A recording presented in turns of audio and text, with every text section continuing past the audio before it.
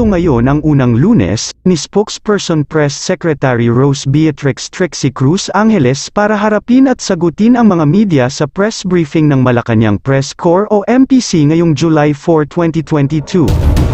I understand si President President Marcos, patuloy siya sa process ng pag-complete ng cabinet, no? So, Opo. Kailan po yung pinaka-deadline ng pagkumpleto ng cabinet? Wala. Sige, go ahead. Pasensya na ha, medyo... wala po sa binibigay sa amin na sinasabi nilang deadline. Ang sinasabi is masuri talaga ang pag-evaluate nila dito sa mga kandidato para sa mga posisyon. I understand that this is now going through the final evaluation stage. So, I don't think it will take too long. May second and last. Yes. For Departments of Health and Energy, I understand kung halimbawa wala pang secretary, meron na bang mga na-offeran and ano po yung considerations nila? Wala po kaming impormasyon tungkol dyan. Dumadaan po sila dun sa proseso ng pagsusuri. Okay, maraming salamat, Rex Remisio. At para sa ating susunod na katanungan, tawagin naman po natin si Maricel Halili ng TV5. Hi ma'am, magandang umaga po. Magandang umaga. Ma'am, may we have details about the visit of President Marcos sa Department of Agriculture this morning? Ano po yung kanyang instructions? Hindi pa po tapos yung meeting, so we'll wait for the President to announce it. So, Ma'am, when it comes doon sa executive orders ni President Marcos, meron na po ba siyang in-issue na first EO? And kung meron na po, ano po yung laman? wala pa po. Wala pa po tayong EO1. Wala pa, ma'am. MC1 po yata yung iniisip ninyo. Okay. But when it comes to EO, wala pa. Wala po, MC pa lang po yung bakante, yung babakante. Memorandum Circulars 1 and 2, I think were reiterated. Alright. Ma'am, yun naman po sa state visit.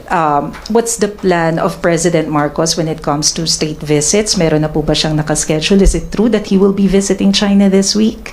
We have, the President has not announced any state visits as of now. He's busy building up the cabinet, so we will have to wait for an announcement if there is indeed such a thing.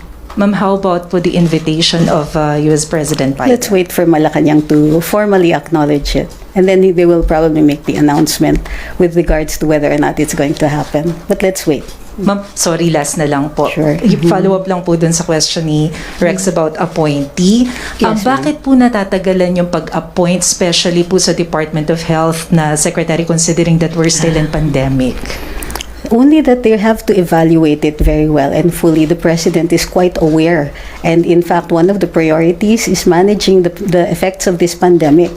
So you must also understand that this is so important. They must look very closely and carefully at the candidates. Okay, pero ma'am, so habang wala pa po, merong nakatalagang OIC, ganun po ba yun? In accordance with Memorandum Circular number 1, yes. Alright, thank you ma'am.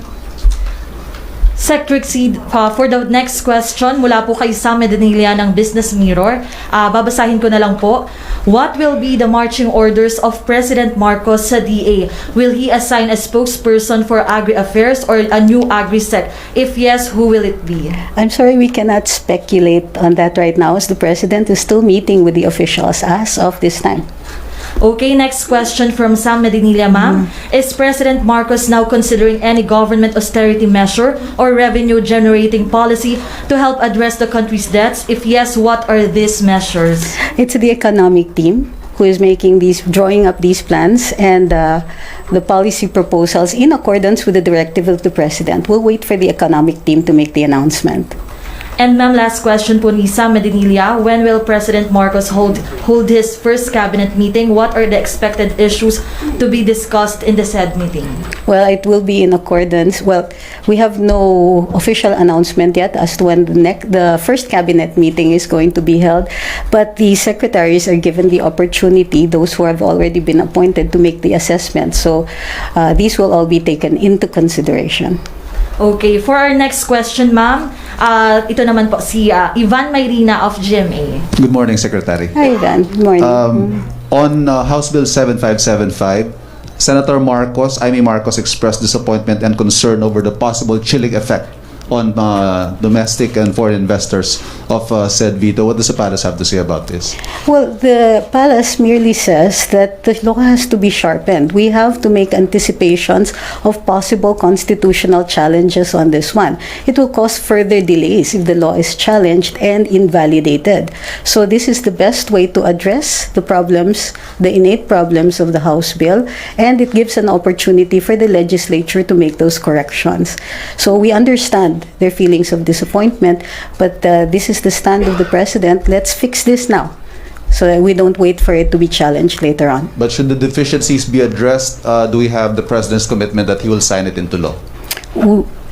I don't think it's a fair question to ask the president to commit. He does say he is fully supportive of this. And so, in fact, this is it is his commitment to sharpen the law so that when this is indeed passed, then he can fully support it. Understood. Salamat po doon. On the urgency and the gravity of the food crisis, ano ho ang mga urgent measures na ipapatupad ni Pangulong Marcos sa DA, him being also the head of the agency? Of the Let's wait department? for him to make that announcement. He's still meeting with them right now. So it would be unfair to make plans if you don't have a reality check yet on the ground. So let's wait for that. Thank you. Thank you very much. Thank you, Ivan. Thank you, ma'am. Ang next naman pong magtatanong ay si Eden Santos ng Net25. Ayan. Good morning po, Attorney. Magandang umaga. Since nasagot nyo naman po yung sa HB 7575, doon na po ako sa pangalawang tanong ko. Yung preparations po para sa nalalapit na SONA at saka po yung sa budget, kasi alam natin na ilang linggo na lang po yung mabilis po yung mga araw, so ilang linggo na lang kasunod po ng SONA yung pagpasa po ng budget sa Kongreso.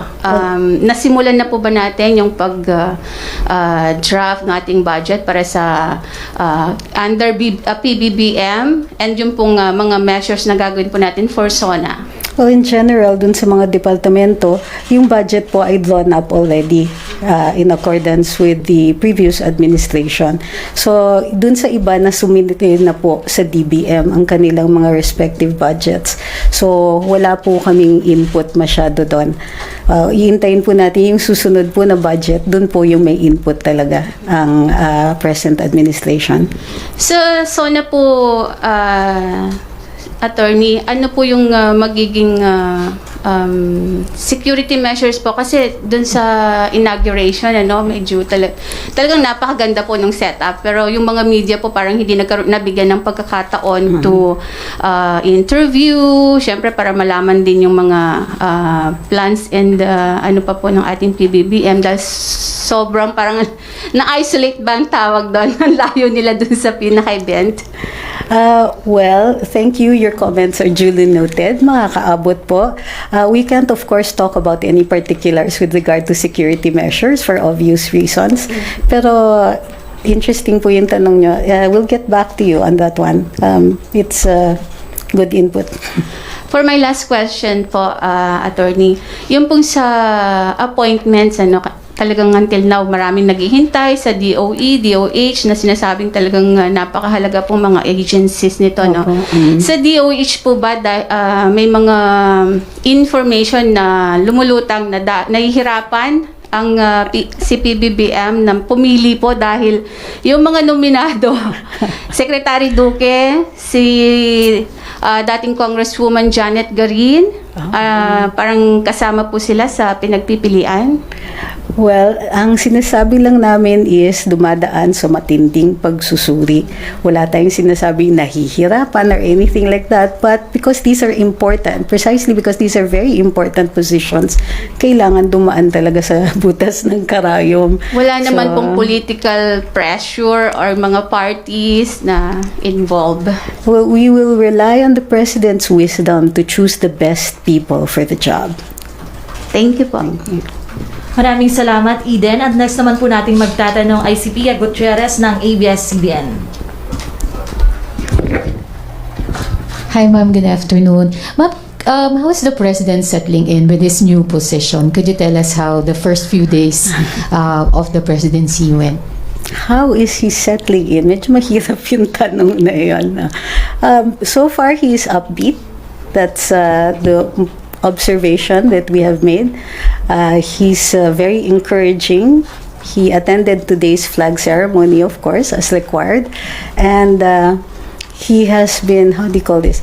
Well, what I can say is that he's always well received. So when he attended flag, medyo nakaka-excite din to be, for the people who are working with him.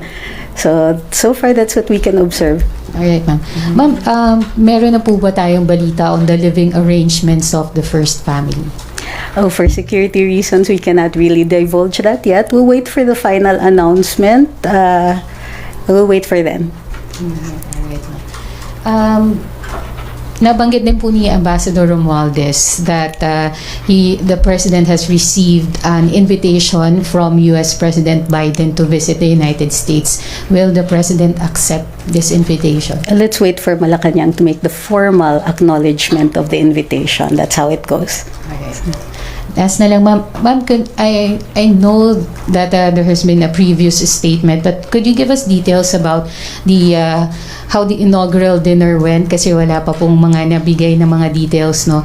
And also the celebration of former First Lady Imelda Marcos last Saturday. We cannot comment on the second one, especially since I wasn't there. Well, I cannot comment on the second one. On the first one, the inaugural dinner went very well. It was well attended. It was a happy occasion for everybody who was there.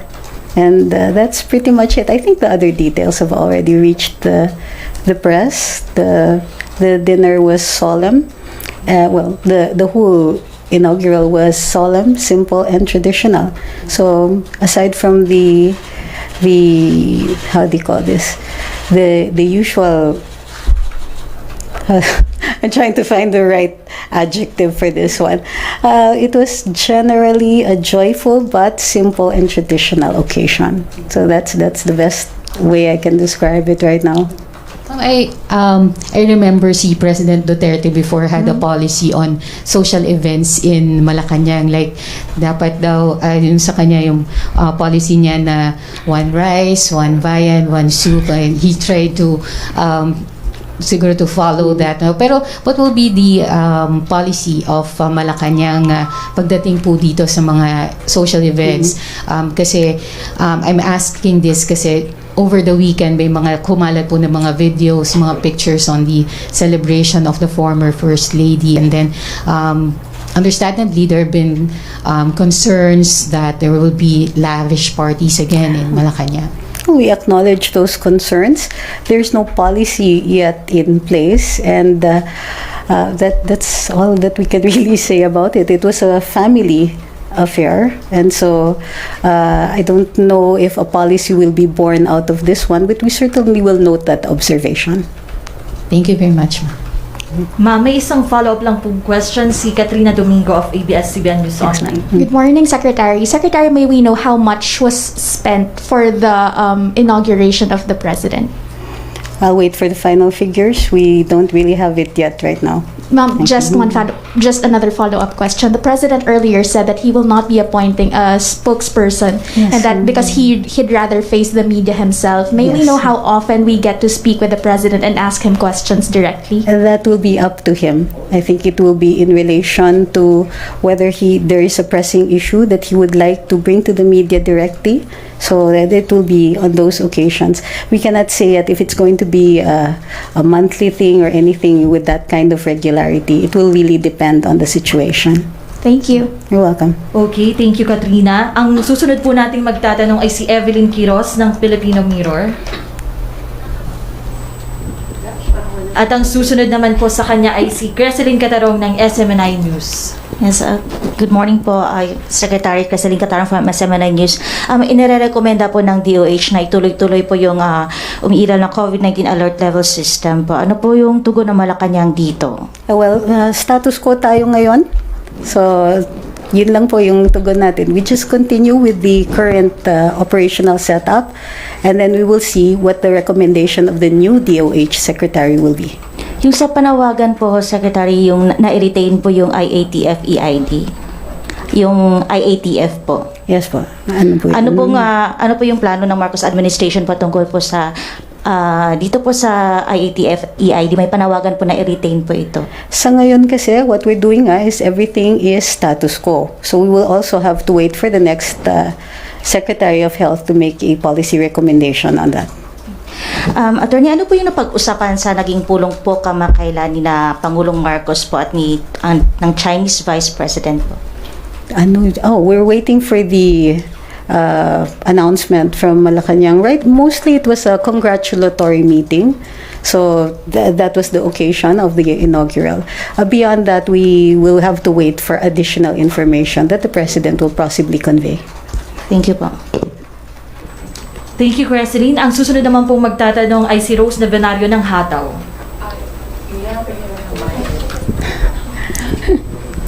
Good morning, ma'am. Good morning, Ms. Rose. Ma'am, may agam-agam po kasi yung mga empleyado ng gobyerno dun sa memorandum circular na inisyu po ni Executive Secretary Vic Rodriguez tungkol dun po sa pagbabakante ng mga pwesto ng mga pangunahing pinuno ng ahensya, no? Yung po ba mga designated OIC or acting, meron po ba silang legal personality para pumirma sa mga transaksyon ng gobyerno? Particular po yung payroll po ng mga empleyado kasi alam naman natin kailangan nila sumweldo, di ba? Baka raw po kasi maging kosong delay ng kanilang sweldo kung wala pong legal personality yung designated yung opisyal para pumirma po din sa mga payroll nila. The general rule kasi nga is that the OIC can sign on the day-to-day functions of an agency.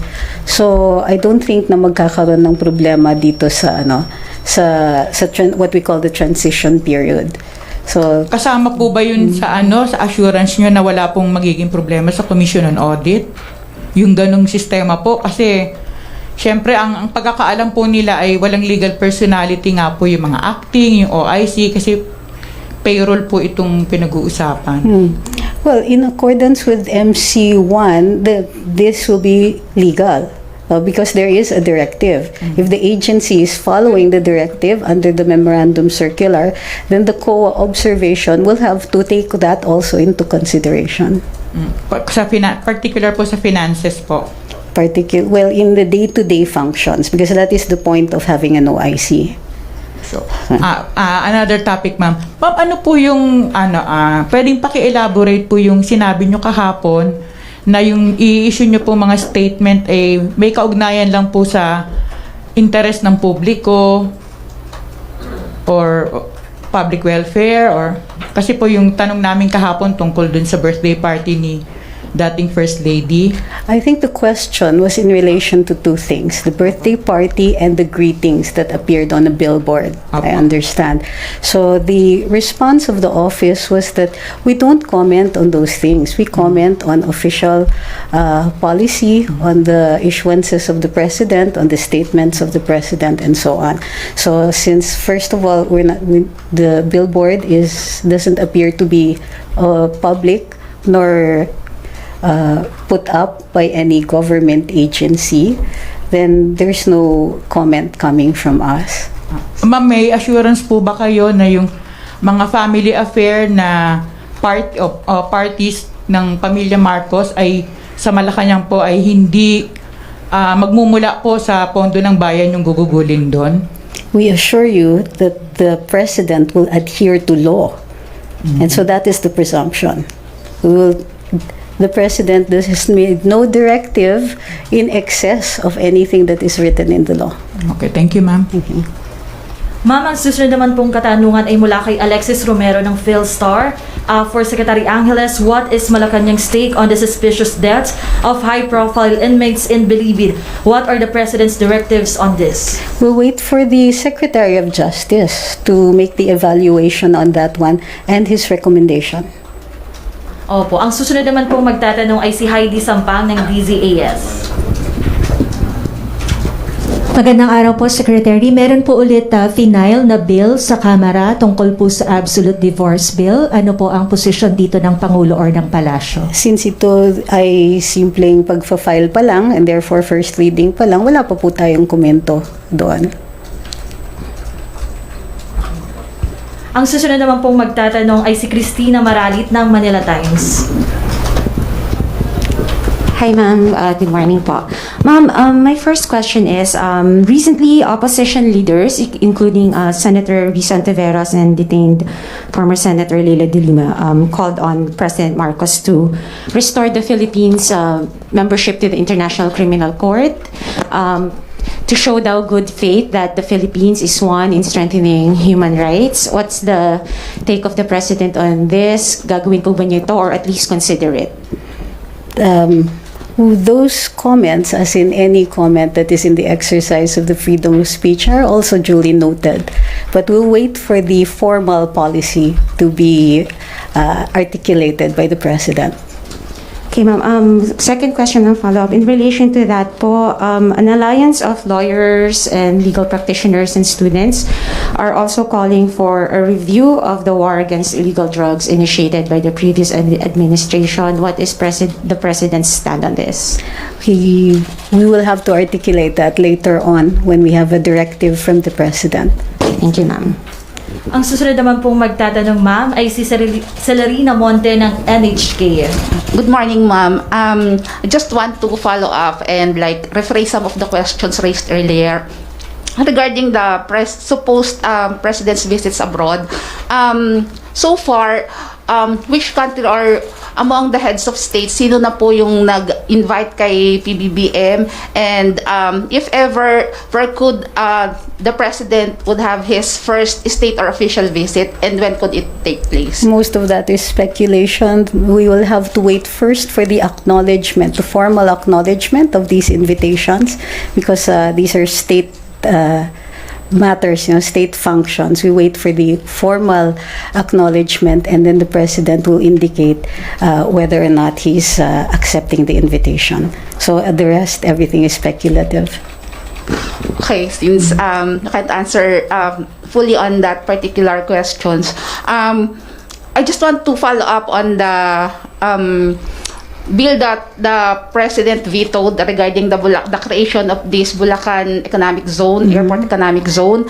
Since you have mentioned that the President is supporting that, will he certify it as an urgent bill? There's no indication of such certification, but the importance is evident in the explanation of the veto, that he merely wants these things to be sharpened. An approval of this law might result in a delay of its implementation because it might be challenged. So that's how important it is for him that a law is more finely crafted in relation to those matters that he has raised. So that is how he articulates the importance of this bill. Another follow-up on the budget, you have also mentioned that the previous administration already prepared the budget for this year. So is there any plan by the current administration to seek for a supplemental budget from Congress to finance the priority projects and programs of the current administration? That will depend on each of the departments. The priorities will depend on which departments are implementing them. So we will have to wait for that. They have to assess that. Thank you. Secretary, ang susunod naman pong katanungan ay mula kay Vance Fernandez from DZRJ and Police Files Tonight. The West Philippine Sea dispute is still as relevant as ever, even to the new PBBM's administration. So in recent days, has the President given any thought or issued any orders on the Philippines' stance towards the dispute in the WPS or towards China as a whole in relation to the dispute? Can we expect any diplomatic developments as per the President's orders or any form of directives that may bring the Philippines in a diplomatic shift on how we approach the dispute with China? The President's stand has always been clear, but we will have to wait for the policy to be recommended by the new Secretary of Foreign Affairs and for the President to articulate later on. Maraming salamat, Secretary Trixie. Any closing statement for the Malacanang Press Corps? It's always a pleasure to see you guys. Many of you I already know. Some of you have covered me before. In more tumultuous times. And some of you I still have to get to know, but you have made today very painless. Thank you very much. Maraming salamat po, Press Secretary Trixie Cruz Angeles. Maraming salamat po, Malacanang Press Corps. Ipinagtanggol ni Presidential Sister Senador Imee Marcos ang desisyon ng kanyang pamilya na idaos ang birthday party ni Imelda Marcos sa palasyo ng Malacanang ilang araw matapos maupo ang kanyang kapatid na si Pangulong Ferdinand Marcos Jr. Sinabi niya na mayroon silang simpleng pagsasama-sama kasama ang mga merienda sa hapon na malamang na dala ng pamilya at mga kaibigan. Idinagdag niya na ang mga musical at art scholars ni Imelda ay gumanap para sa una. Nagmerienda lang. Siyempre yung nanay ko 73 na. Kapag sinabing party, parang yugyugan eh. Hindi ganun, she said in a chance interview on Monday. Ang apo ni Imelda na si Michael Manutek ay nagpost na ang mga apo sa tuhod ng dating unang ginang ay nagbihis para sa kanilang unang pagbisita sa Malacanang noong Sabado. Sa isa sa mga larawan, nakuna ng larawan ang anak ni Manutek kasama sina Imelda at Imee na naka-Filipiniana gown at formal na kasuotan. Itinanggi rin ng senadora ang pondo ng gobyerno at ginamit ang resources para mag-host ng birthday party. I don't think that is the case. I'm sure everyone brought food as a matter of fact, it's quite funny, saad nito. Tinanong ni Marcos ang media kung bakit dapat pigilan ang unang pamilya na magdaos ng mga ganitong pagtitipon sa opisyal na tirahan at pinagtatrabahuan ng chief executive. Bawal ba yun? Hindi ko alam kasi nagbi-birthday party din ako nung bata ako dun eh. Bawal ba yun, dagdag pa nito. Samantala, sinabi ng press secretary ni Pangulong Marcos na malabong ipagbawal ang mga katulad na selebrasyon sa Malacanang kasunod ng kaganapang inilarawan niya bilang isang family affair, saad nito.